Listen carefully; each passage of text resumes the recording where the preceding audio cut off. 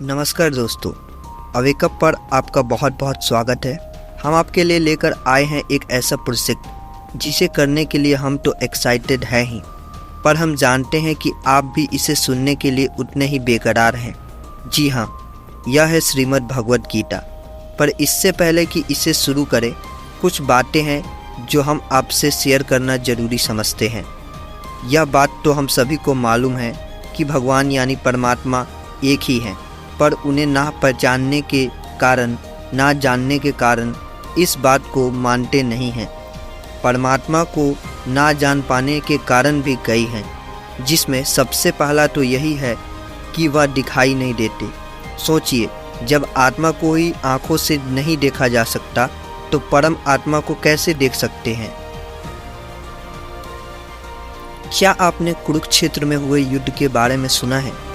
कहते हैं धर्म स्थापना के लिए लड़े गए उस युद्ध में इतने लोगों की जान गई थी कि वहाँ की मिट्टी रक्त से लाल हो गई थी। क्या आप जानते हैं कि युद्ध से होने वाले विनाश के बारे में सोचकर जब राजकुमार अर्जुन को दुख और मोह ने घेर लिया, तब श्री कृष्ण ने उनसे क्या कहा था? आखिर क्यों लड़ा गया था वो युद्ध? क्या उद्देश्य था उसका? भगवत गीता का मतलब है भगवान द्वारा गाया हुआ गीत। इस पवित्र ग्रंथ की गहराई को समझना इतना आसान नहीं है। कई ज्ञानी कहते हैं कि भले ही ये युद्ध कुरुक्षेत्र की भूमि पर अस्त्र शस्त्र से लड़ा गया था, लेकिन इसमें दिए गए संदेश का मकसद हमें ये समझाना है कि हमारा मन भी कुरुक्षेत्र की तरह एक रणभूमि है, जहाँ लालच, मोह, गुस्सा, वासना आदि कौरवों की तरह 100 अवगुण बसते हैं, जिन्हें हमें अपनी पांचों इंद्रियों, जो 5 पांडवों के प्रतीक हैं, को काबू में करके हराना होगा। तभी हम एक सुखी जीवन जी सकते हैं और मुक्ति पा सकते हैं। श्री कृष्ण हमारे मन की आवाज़ या आत्मा या कॉन्शियसनेस का प्रतीक हैं, जो दुविधा के वक्त सवालों का जवाब देकर हमारी मदद करते हैं। हर इंसान अर्जुन का प्रतीक है, जो दुविधा में घिरा हुआ है। श्रीमद् भगवद गीता उपदेश नहीं देती, बल्कि इंसान को जीवन जीने का सही तरीका सिखाती है। ये अमृत रूपी ज्ञान किसी एक धर्म तक सीमित नहीं है। इसमें श्री कृष्ण ने पूरी सृष्टि के लिए कई अनमोल बातें बताई है, जिन्हें अगर अपने जीवन में उतारा जाए तो हम अनगिनत समस्याओं से बच सकते हैं। इस पवित्र ग्रंथ में आप ब्रह्मांड के उन रहस्यों के बारे में जानेंगे जिन्हें लेकर अक्सर हमारे मन में सवाल उठते हैं। कुरुक्षेत्र युद्ध के दौरान भगवान श्री कृष्ण ने जीवन से जुड़े कई अनसुलझे सवालों का जवाब दिए हैं। इस किताब के जरिए आप अध्यात्म को एक अलग नज़रिए से देखने लगेंगे। इसमें बताई गई बातें आज भी बिल्कुल सटीक बैठती है, क्योंकि इंसान का मन अब भी उन्हीं विकारों और दुविधाओं से जूझ रहा है, जैसे हजारों साल पहले जूझ रहा था, और इसका कारण है अज्ञानता। इसमें बताई गई बातें अज्ञानता को दूर कर मन में ज्ञान का दीपक जलाती है, जिससे इंसान सब कुछ साफ साफ समझने लगता है और उसका बेचैन मन शांत हो जाता है। इन बातों को आप अपने जीवन के हर पहलू में उतार कर परख सकते हैं। देखा जाए तो जीवन यात्रा एक समुद्र की तरह है, जिसमें हमें एक किनारे से दूसरे किनारे तक पहुंचना होता है। तूफान और लहरें वो चुनौतियां हैं जिनका सामना हमें इस सफ़र के दौरान करना पड़ता है। और यह पवित्र ग्रंथ, जो समय और काल चक्र से परे है, वो नाव है जो हमें सही रास्ता दिखाती है, निराशा और अंधकार में डूबने से बचाती है। चैप्टर 1 विषाद योग। अर्जुन द्वारा कुरुक्षेत्र के मैदान में सेनाओं का निरीक्षण करना। कुरुक्षेत्र के मैदान में दोनों ओर सेनाएं तैयार खड़ी थी। तनाव के कारण हवा में अजीब सा भारीपन था। एक ओर थे 5 पांडव भाई, जिनकी सेना में कई शूरवीर शामिल थे। दूसरी ओर थे 100 कौरव भाई, जिनकी सेना कई महारथियों से सजी थी, और श्री कृष्ण की नारायणी सेना ने उनके बल को और भी बढ़ा दिया था। द्वारकाधीश श्री कृष्ण ने कसम खाई थी कि वो इस युद्ध में शस्त्र नहीं उठाएंगे। इसलिए उन्होंने अर्जुन और दुर्योधन को उनमें और उनकी नारायणी सेना में से एक का चुनाव करने के लिए कहा। अर्जुन ने श्री कृष्ण को चुना क्योंकि अर्जुन उनके परम सखा था। इसलिए उनका मार्गदर्शन करने के लिए श्री कृष्ण उनके सारथी बने। युद्ध शुरू होने का समय हो रहा था। पांडु पुत्र अर्जुन की नज़र सामने खड़ी सेना की ओर गई। वहाँ उन्हें अपने भाई, उनके बच्चे, गुरुजन और भीष्म पितामह दिखाई दिए। यह युद्ध किसी आम युद्ध जैसा नहीं था जहाँ दो राजा अपने वर्चस्व या राज्य के लिए लड़ रहे थे। ये युद्ध जो धर्म युद्ध के नाम से जाना जाता है, एक ही परिवार के लोगों के बीच के संघर्ष की कहानी है, जिसका जन्म लालच और अहंकार के कारण हुआ था। दोनों पक्ष अपने दुश्मन को गौर से देख रहे थे। उन्हें हर ओर अपने दिख रहे थे। कहने को वो चचेरे भाई थे, लेकिन सत्ता के लालच में कौरवों की आंखों पर पर्दा पड़ गया था। धृतराष्ट्र और पांडु दो भाई थे। धृतराष्ट्र के 100 पुत्र थे, जिनमें दुर्योधन सबसे बड़ा था। उसमें अहंकार और लालच कूट कूट कर भरा था।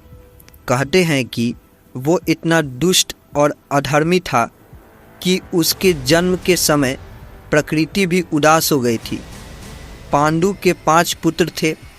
पांडव जो धर्म के रास्ते पर चलने वाले लोगों थे। दुर्योधन पर सम्राट बनने का जुनून सवार था। वो हर हाल में इस युद्ध में पांडवों को हराकर अपनी जीत चाहता था। ना उसे निर्दोषों की जान की परवाह थी, ना अपने भाइयों को खोने का गम। उसे पूरा यकीन था कि भीष्म पितामह, अंगराज कर्ण, अश्वत्थामा और गुरु द्रोणाचार्य जैसे महारथियों का साथ होने से उसकी जीत निश्चित थी। लेकिन उसके विश्वास के विपरीत जीत तो पांडवों की होनी थी, क्योंकि श्री कृष्ण उनके पक्ष में थे। श्री कृष्ण धर्म के पक्ष में थे।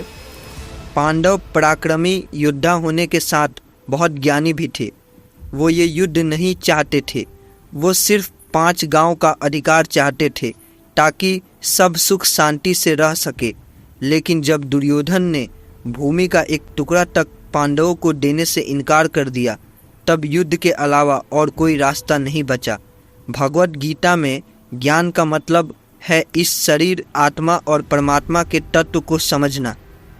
कौरवों की ओर से भीष्म पितामह ने सिंह की तरह गरज कर शंख बजाया। इसके बाद शंख, नगाड़े, ढोल सब एक साथ बज उठे, जिनके आवाज से भयंकर गर्जना हुई। दूसरी ओर सफ़ेद घोड़े से सजे अलौकिक और दिव्य रथ पर बैठे श्री कृष्ण और अर्जुन ने शंखनाद किया। उनके पक्ष में बाकी भाइयों ने अलग अलग दिव्य शंख बजाए। उन सभी के शंख की गूंज से धरती और आकाश दोनों कांप उठे। जैसे जैसे रथ आगे बढ़ने लगा, सामने अपने लोगों को देखकर अर्जुन का मन गहरे दुख से भर गया। जब उन्हें अपनी दुविधा का कोई जवाब नहीं मिला, तो उन्होंने श्री कृष्ण को अपने मन की पीड़ा बताई। मान्यता के अनुसार कहते हैं कि श्री कृष्ण जी ने समय को रोक दिया था और गीता का ये दिव्य संवाद श्री कृष्ण और अर्जुन के बीच में हुआ था। वही महर्षि व्यास ने संजय को दिव्य दृष्टि दी थी, जिसके जरिए वो हस्तिनापुर से कुरुक्षेत्र में हो रही हर घटना को देख सकते थे, सुन सकते थे। उन्होंने कृष्ण और अर्जुन के बीच हुए इस संवाद और युद्ध का आंखों देखा हाल धृतराष्ट्र को सुनाया। श्री कृष्ण ने अर्जुन के बेचैन मन को शांत करने के लिए उनके हर सवाल का जवाब दिया, और तब ये महान ग्रंथ अस्तित्व में आया। पहला श्लोक। अर्जुन ने कहा, हे केशव, मेरे रथ को दोनों सेनाओं के बीच में खड़ा कीजिए। युद्ध क्षेत्र में डटे युद्ध की इच्छा रखने वाले इन योद्धाओं को मैं ठीक से देखना चाहता हूँ कि मुझे किन किन के साथ इस महासंग्राम में युद्ध करना होगा। इस श्लोक में ये बताया गया है कि अर्जुन अपनों को देखकर कमजोर पड़ रहे थे। उनका मन बेचैन हो रहा था और युद्ध शुरू करने से पहले वो देखना चाहते थे कि दुश्मन के रूप में उन्हें किन किन योद्धाओं का सामना करना होगा। एक सच्चा ज्ञानी और दयालु इंसान कभी किसी को तकलीफ और दुख नहीं पहुंचा सकता। अर्जुन एक महान योद्धा होने के साथ साथ बहुत ज्ञानी भी थे। वो भगवान के सच्चे भक्त और बहुत दयालु थे। उनमें अपने भाई और परिवार से युद्ध करने की कोई इच्छा नहीं थी। वो किसी की हत्या नहीं करना चाहते थे। इसलिए युद्ध के परिणाम को सोचकर उनका मन दुख से भरा हुआ था। इसी तरह जीवन के संघर्ष में हमारा सामना जब किसी कठिन परिस्थिति से होता है तो हम घबरा जाते हैं, डर जाते हैं। उस वक्त हमें भी रुककर उस समस्या या परिस्थिति को गौर से देखना चाहिए और समझना चाहिए कि हमारा सामना किस तरह की चुनौती से होने वाला है। ऐसा करने से हम खुद को उससे लड़ने के अनुरूप तैयार कर पाएंगे। दूसरा श्लोक। अर्जुन ने कहा, हे कृष्ण, यहाँ तो सभी मेरे अपने हैं, कैसे बहाऊं मैं इनका रक्त? नहीं माधव, ये मुझसे नहीं होगा। अपनों को देखकर मेरा मन कमजोर पड़ रहा है, मुंह सूखा जा रहा है और शरीर कांप रहा। मेरा गांडीव धनुष मेरे हाथ से छूट रहा। शायद मैं अब खड़ा होने में भी सक्षम नहीं हूँ। मैं खुद को भूलता जा रहा हूँ। मेरा मन भ्रमित हो रहा है। अर्जुन को शारीरिक पीड़ा इसलिए महसूस हो रही थी क्योंकि युद्ध करना उनकी विचारधारा के खिलाफ था। अपनों के मोह के कारण उनके मन पर भ्रम का पर्दा पड़ गया था और मन कमजोर होने लगा था। इन्हें इतने गहरे दुख का अनुभव हुआ कि उनके आंसू छलक पड़े।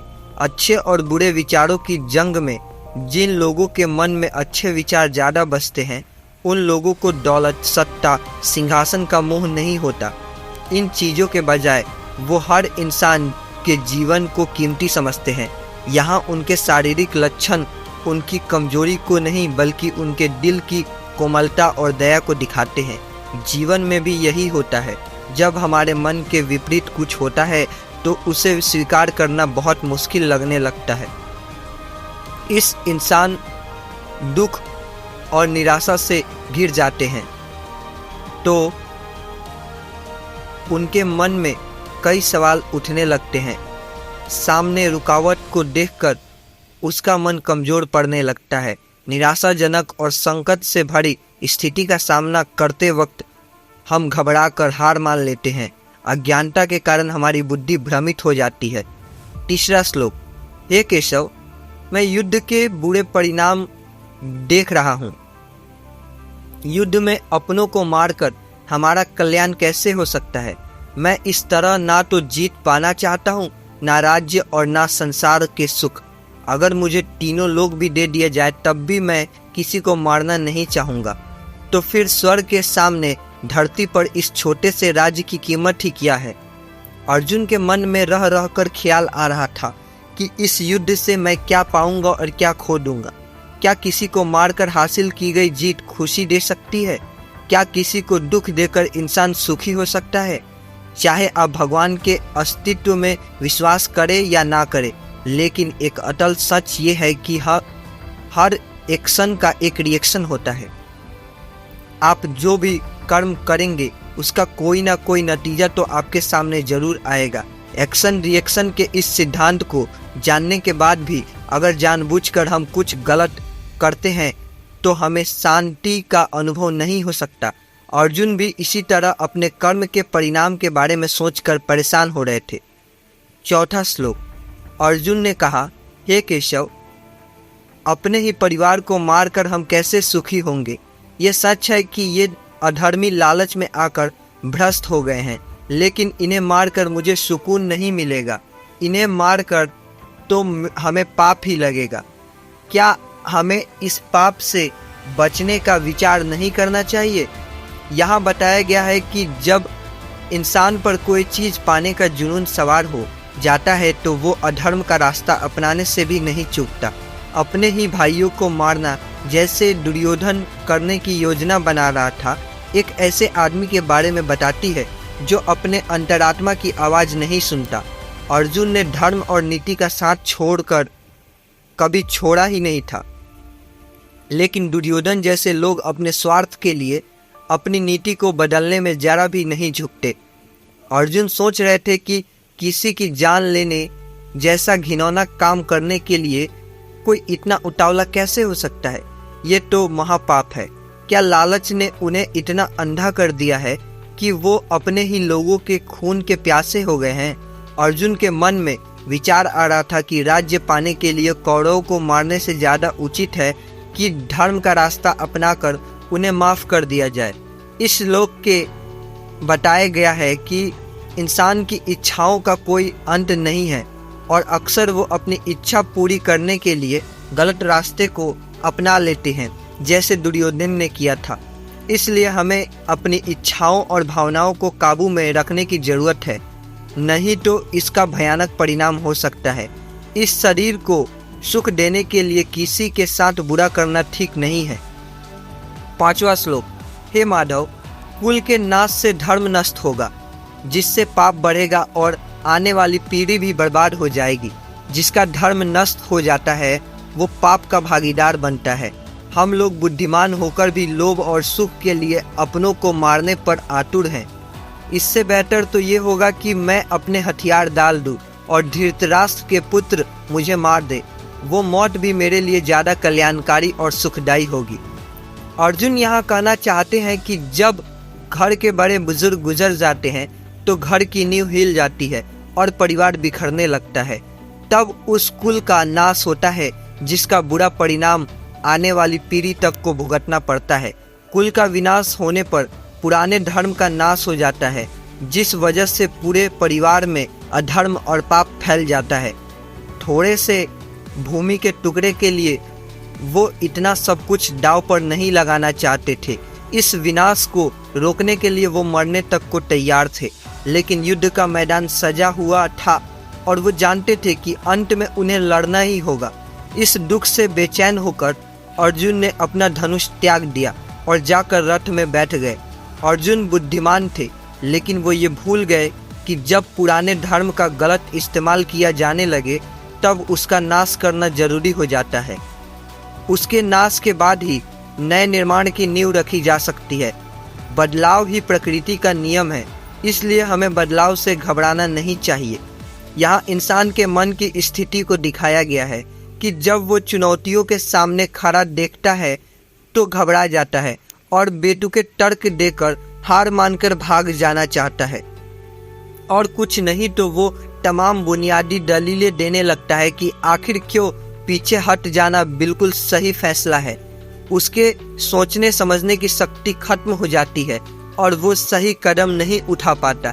ऐसे में ज़रूरी है अपने बेचैन मन को शांत करना, अपना मनोबल बढ़ाना और अपने कर्म से भागने के बजाय उसका डटकर सामना करना। तो यहाँ पर गीता का पहला अध्याय खत्म होता है। गीता का हर अध्याय हमें कुछ न कुछ सिखाता है। असल में ये हमारे मन भूमि को जीवन की रणभूमि के साथ जोड़ने का काम करता है। यहाँ अर्जुन के माध्यम से हर इंसान की दुविधा और मन की स्थिति को दिखाया गया है कि जीवन संघर्ष में जब उसका सामना किसी चुनौती से होता है तो उसका मन कैसे सवालों से घिर जाता है और वो अलग अलग बहाने बनाकर उससे भागने की कोशिश करता है। जब हमारा सामना किसी चुनौती से होता है तो हमारे मन में कई सवाल उठते हैं। ये सवाल चिंता और डर के जन्म देते हैं जो हमारे मन को कमज़ोर करने लगते हैं। इससे बचने का सिर्फ एक उपाय है और वो है नॉलेज और इन्फॉर्मेशन हासिल करना। ज्ञान हमारे सवालों का जवाब देती है और जवाब मिलने के बाद ही मन शांत होता है और एक शांत मन साफ साफ सोच सकता है और सही फैसला ले सकता है। जीवन का युद्ध तभी जीता जा सकता है जब हमारे अंदर ज्ञान हो।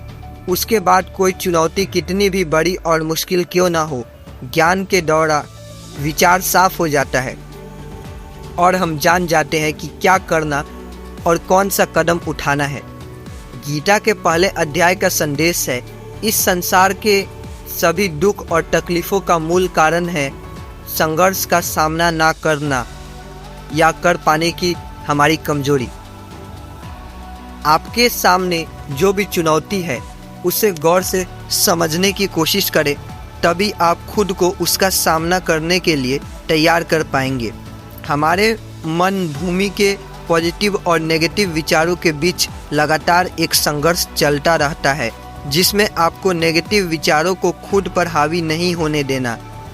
जब भी जीवन की समस्याओं को देखकर आपका मन कमज़ोर पड़ने लगे तो खुद का मनोबल बढ़ाएं और मुश्किलों का डटकर सामना करें। बहाने बनाकर उससे भागने की कोशिश ना करें, पूरी शिद्दत के साथ आप कर्म करें। एक बात हमेशा याद रखें कि कोई एक्शन ना लेना भी एक तरह का एक्शन होता है और उसका रिएक्शन भी आपके सामने ज़रूर आएगा। इसलिए सोच समझकर लिए गए एक्शन से कामयाबी मिलने की ज़्यादा उम्मीद होती है। आपको अपने मन की कमजोरी का त्याग करना है और अपने कर्म का नहीं।